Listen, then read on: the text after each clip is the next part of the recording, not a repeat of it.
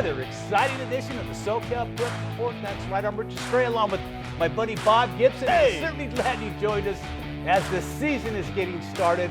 We'll be introducing Chris Rix, who will be our latest addition to the SoCal Prep Report family, as well as Anthony White, the former high school Heisman Trophy winner, the only one in Southern California with a Heisman Trophy. That's true. Anthony White. That's very true. Anyways, looking forward to having them work with us this season on the SoCal Prep Report.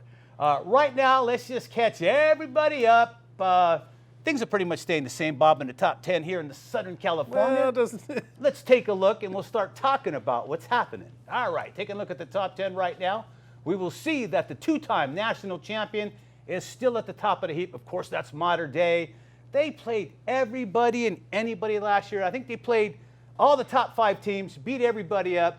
They were number 2 when they beat number 1, and then they were number 2 when they beat number 1 again when they played Fosco in the CIF finals.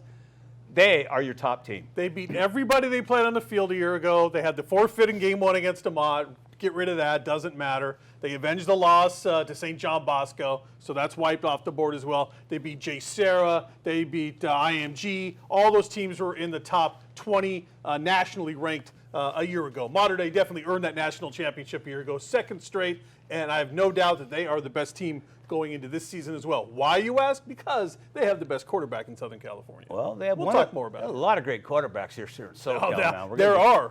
So I know it's saying Bosco's got the number 1 rated guy. He's got that 6'5", man. We call him U around here. It's no slight on any of the other quarterbacks. But I think Mater Dei happens to have the best one. Well, we'll see what happens, man. I have a sneaking suspicion we'll see they and Bosco once again fighting. It just all depends what happens with Corona Centennial, because Mater Dei is going to open up with Corona Centennial.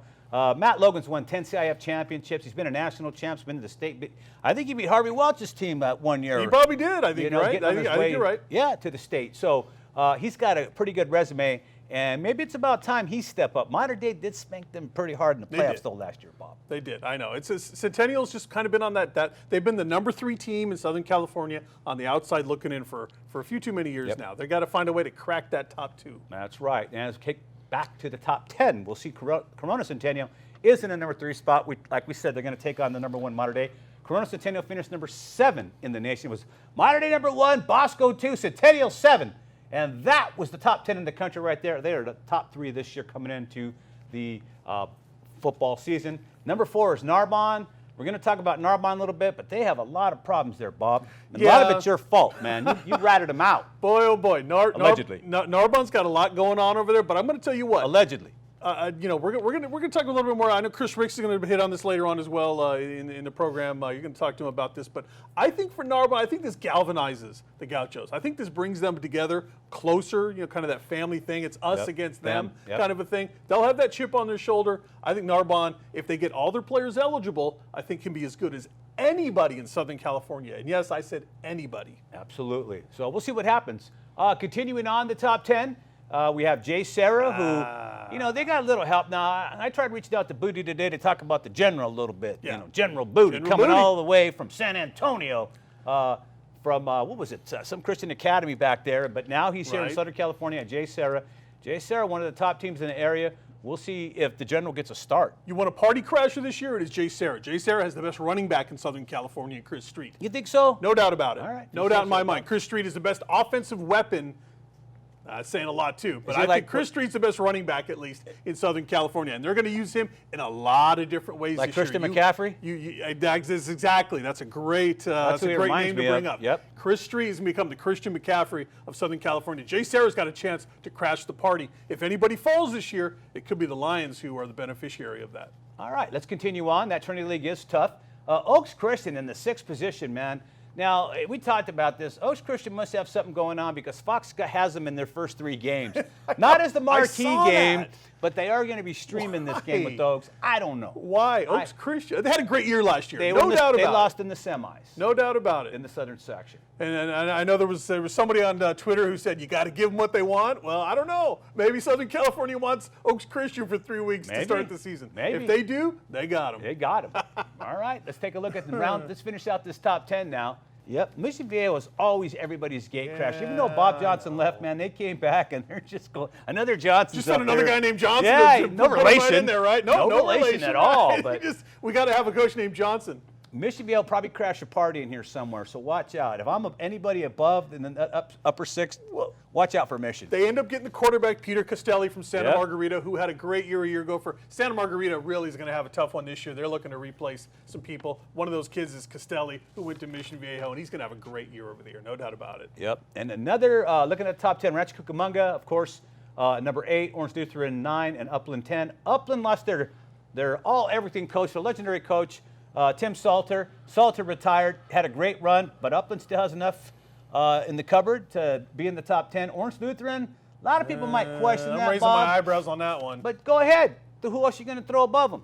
If you Go ahead. Let me know. Okay, I got a bunch of teams I'd throw in there above Orange Lutheran. I'll tell you the truth. And that's no slight on Orange Lutheran. That sounds right? like a slight to me, Bob. Well, you know, Yeah, it look, is. Orange Lutheran besieged by injuries a year ago. They were supposed to be one of the teams in the Trinity a year ago. A ton of injuries. They're very young this year. Talented, but very young. I think if Servite's going to see this, Servite's going to say, hey, what about us? Because Servite looks just as good as Orange Lutheran, I think, at this point this year. Well, we'll see. We'll just see what happens. We will. Let's go to the No Love Club now. No Love Club was something we started years ago at Sportsnet. Yeah, we did. When we had Prep Sports Night live, and the shows were live on TV. You can call in and join in on the fray. That was fun, wasn't it? 2 hours of fun every was Friday fun. night, man. Those were the days. Yes, sirree. Okay, so they didn't go 1 through 10, but this is a 1 through 10, and this is the order. Grace Brethren.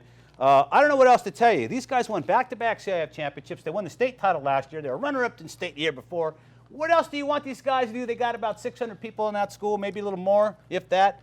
But they are tearing it up. They are the best of the No Love Clubbers. Now, the No Love Clubbers pretty much, even though Grace Brethren might not qualify for that in Simi Valley, but basically it's neighborhood teams. It's not like the other guys who recruit, and they got 40 Division I players on their roster, and they don't recruit. Ha ha. Who put this list None of these together? guys You got a do. name missing. Who's missing? Corona Del Mar. I could make a case here. Bob, wait a should minute. be number Hold 10 on. in the top 10. You can whine after we're done going Where through the heck it. are the Sea Kings? Garfield deserves to be there. They were in the state playoffs I last don't year. They were argue running up that. to Narbonne, who we know what they were up to, and I that's don't why argue that. if Narbonne hadn't been up to all those hijinks, I bet you Garfield beats them last year. All right. You never know. Then you got Western from Anaheim.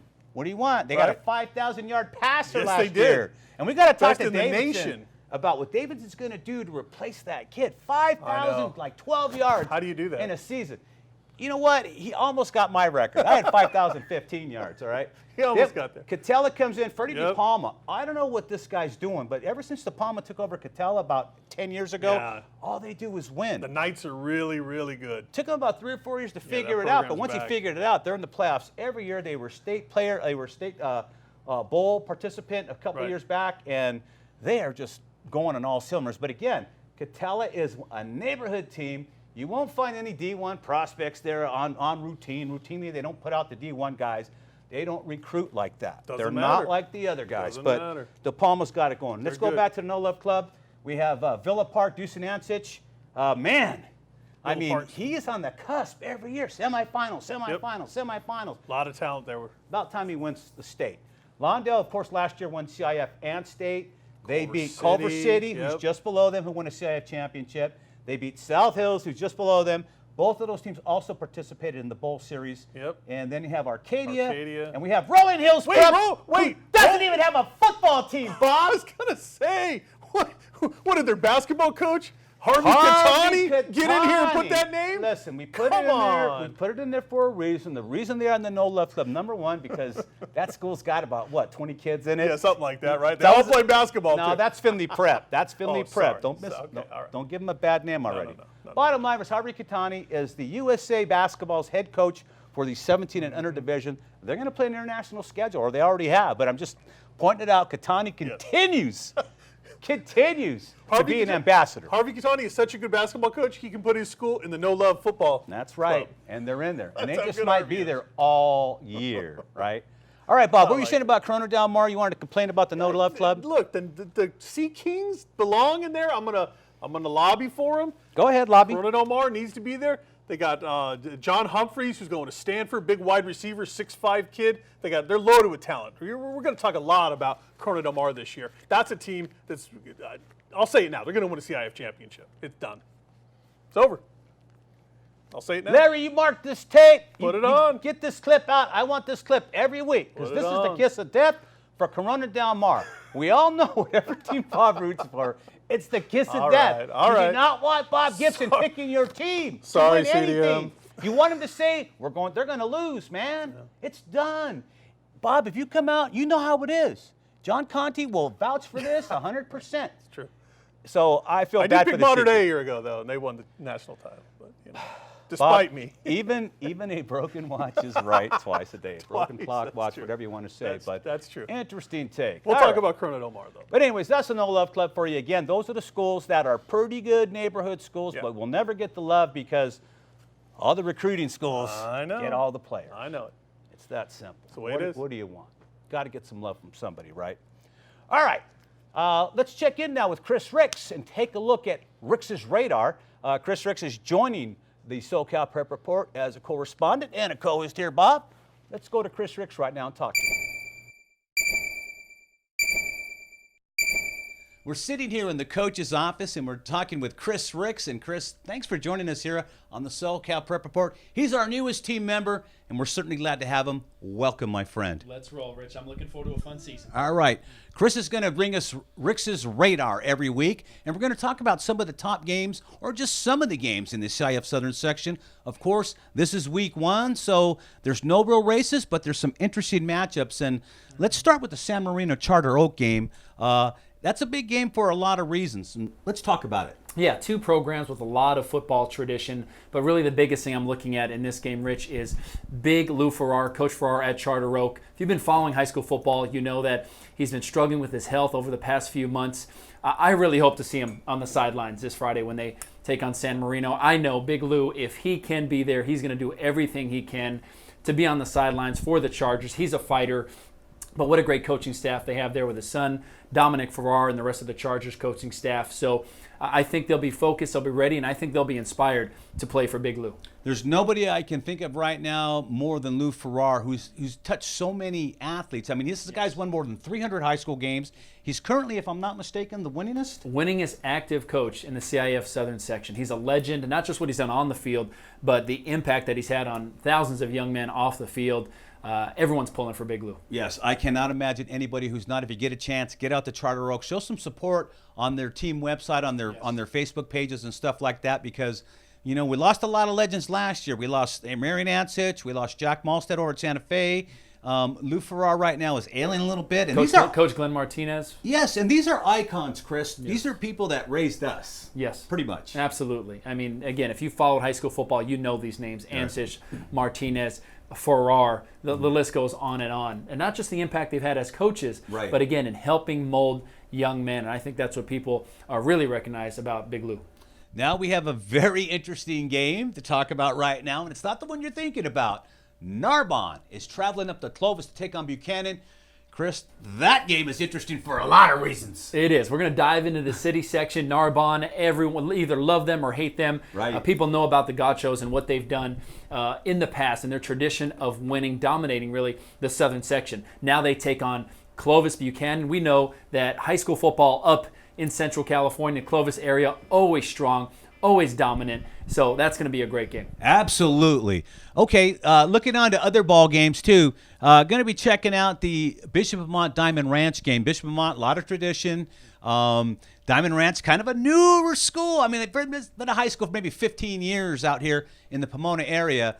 Pretty good game coming up on that one, I think. Oh, yeah. 2 great teams. Diamond Ranch, Bishop Amat. A lot of talent for both of these programs. And Diamond Ranch, they're not going in just for a paycheck saying we played Bishop Amat. They're not going in just to say we play in the Lancers. They're going to go in and compete, and they're going to try to win this ball game. Would not surprise me if they do. With the kind of talent that Diamond Ranch has, they've had some transfers coming from my understanding in this offseason.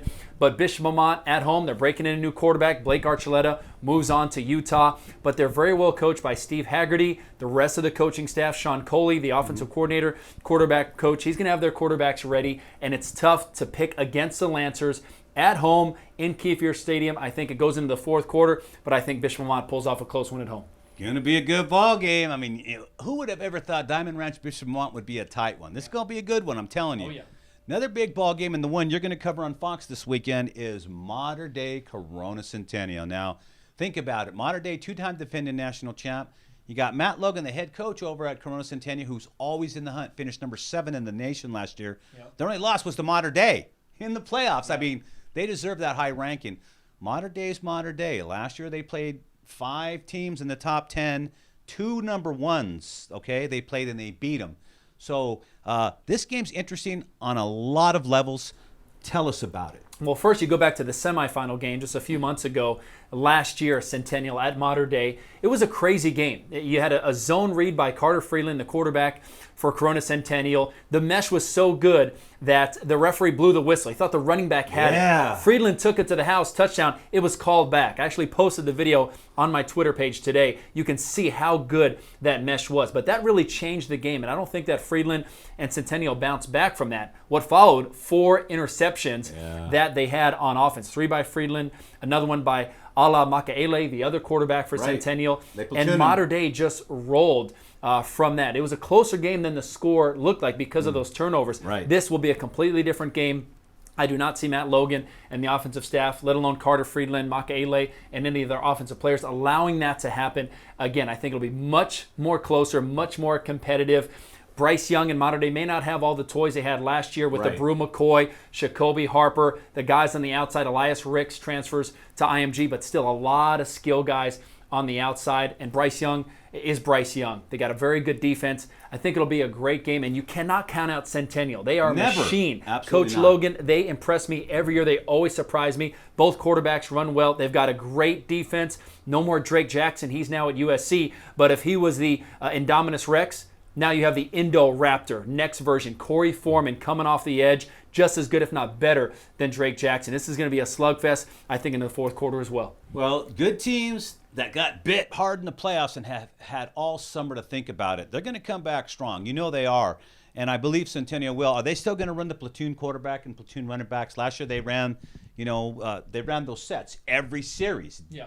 It wasn't a quarter, second quarter, third quarter, fourth quarter. No. Every series, those guys were coming in fresh, keeping the defense off balance pretty much. Yeah, well, both these teams have good depth. They have such good talent that come to these schools in Modern Day, in Corona Centennial.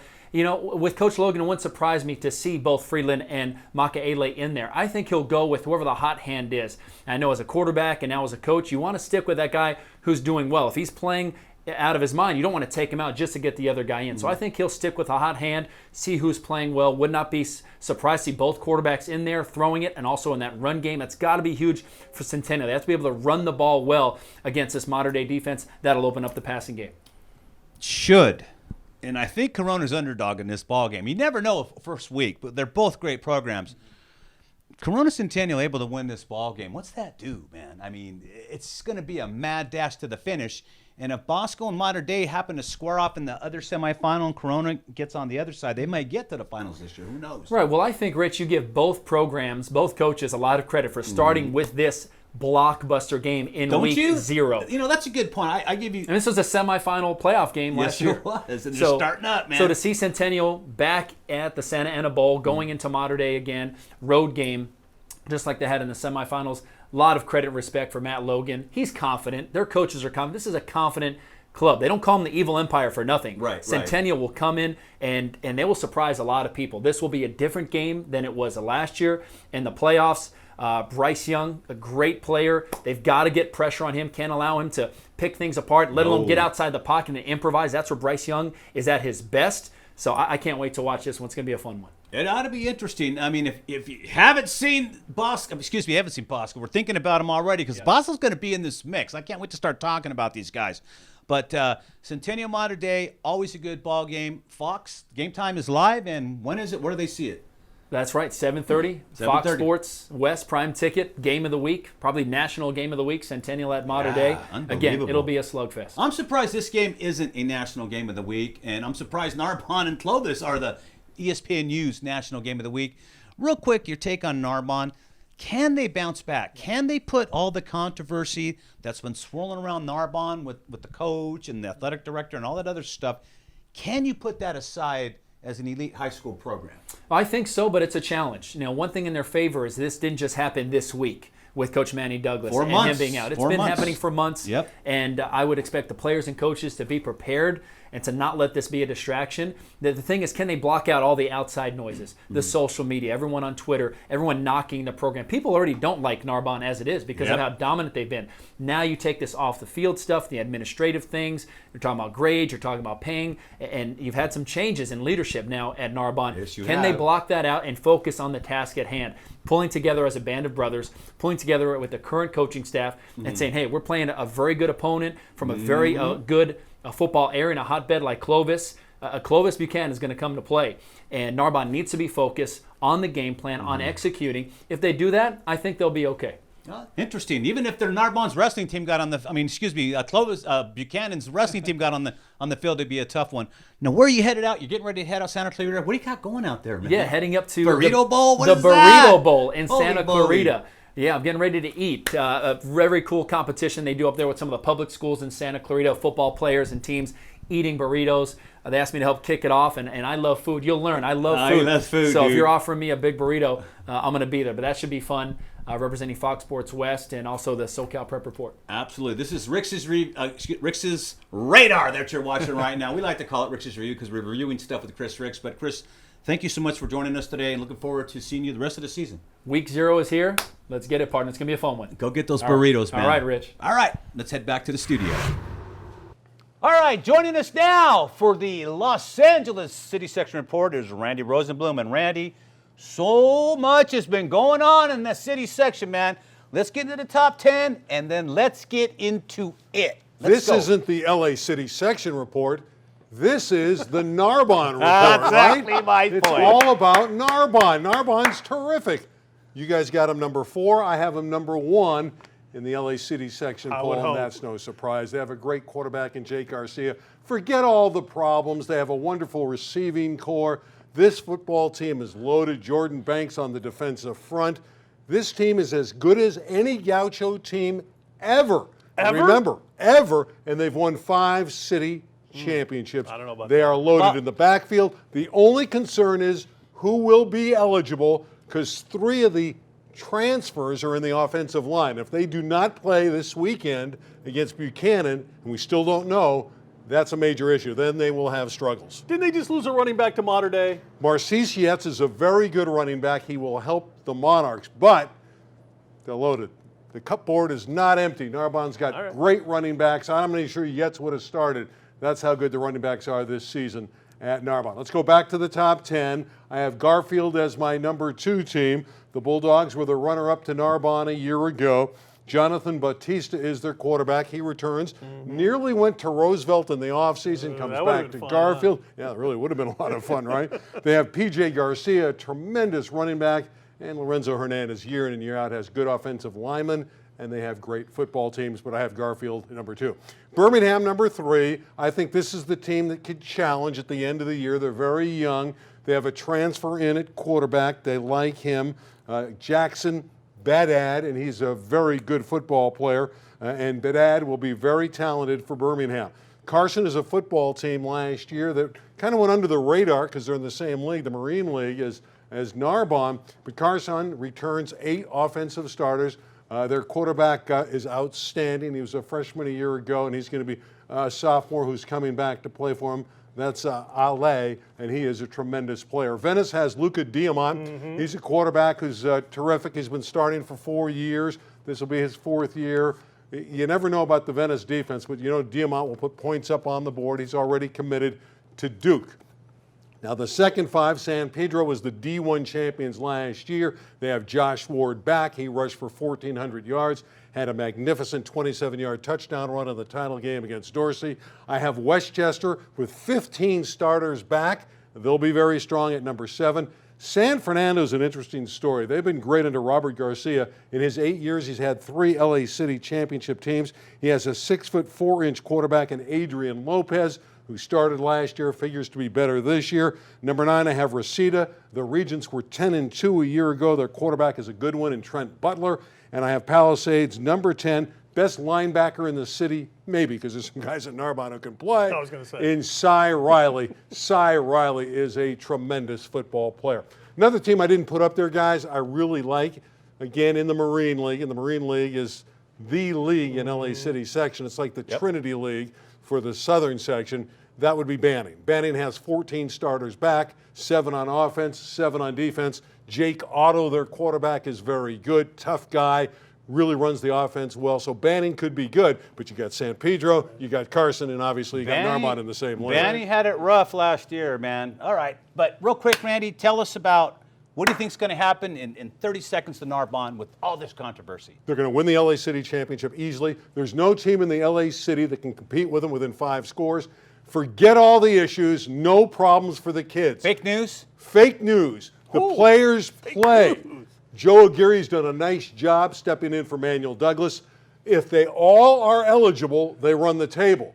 If they're not eligible, they'll lose a number of the preseason games. Wow. Fake wow, news, I huh? like it, Randy. Telling it like it is. Fire. Telling it like it is. Rosenbloom knows what it's all about. Yep. Now, me and Bob here are Southern Section guys predominantly. Right. We'll see what happens, Randy. I don't know, man, but we'll see. I trust your Narbonne judgment. is loaded. I trust you. Loaded. I already Tremendous said, team. as good as anybody in Southern California this year, if they've got everybody. I would rate them right If in there they with have Mater Dei All and right. St. John Bosco and Centennial, So- if all the kids are eligible So to play. I think Big Bob, if. Bob Big and if. Randy have already stuck their foot in their mouths. Larry, please log these segments in because Size 12. We're going to Size pull them out 12. later on. That's all we got for today, folks. I'm sorry, man. We got to get going. I know you guys want to hang out on all the fun, but on behalf of Randy Rosenbloom, Bob Gibson, Chris Rix, I'm with you straight. Saying so long from your friends here at the SoCal Prep Report. We'll see y'all next week. Narbonne.